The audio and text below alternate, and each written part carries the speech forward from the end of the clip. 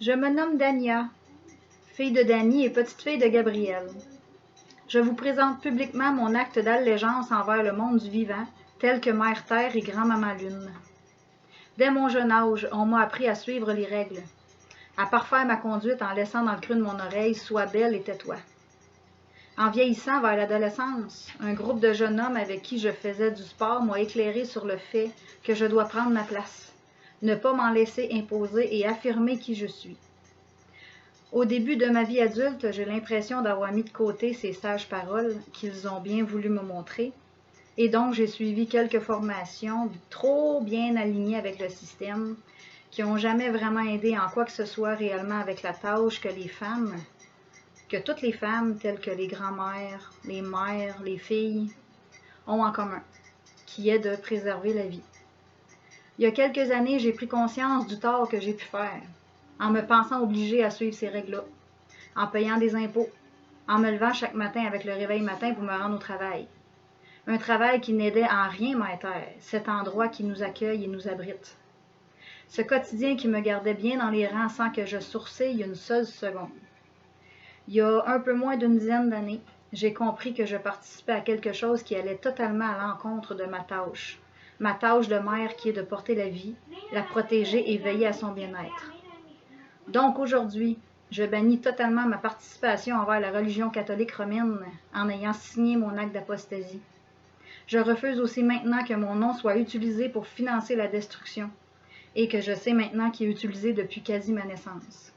Que mes enfants actuels, je les éduque moi-même et leur refuse catégoriquement un programme mental qui les ferait participer à leur tour à la destruction de la Mère Terre. Nous sommes tous les gardiens de cette planète et nous avons longuement failli à notre tâche.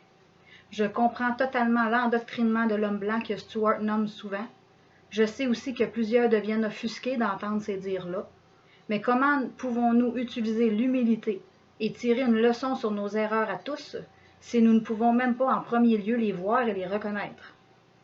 Et récemment, en m'ayant entendu à propos de l'enseignement de la Grande Loi de la Paix, ça m'attire à en savoir plus, ça m'attire à propager, ça m'incite à propager cette loi.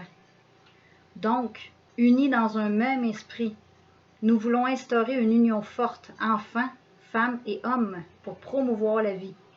Ce petit moment que je prends de vous aujourd'hui est pour demander appui à tous ceux qui ont le cœur et la tête éveillés en ce sens, et qui veulent reprendre leurs responsabilités, qui veulent honorer leur sens du devoir de se lever corps et âme pour braver le danger et protéger les générations futures. J'ai décidé de vous lire ce petit texte parce que je suis une personne qui se déconcentre facilement et qui a souvent un message un peu décousu, donc c'était une manière d'être plus concise dans ce que j'avais à vous dire aujourd'hui. Je vous remercie de m'avoir laissé m'exprimer. Puis, thanks.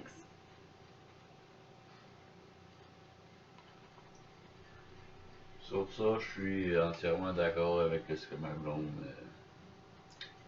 nous a dit aujourd'hui. Moi, personnellement, je suis pas un homme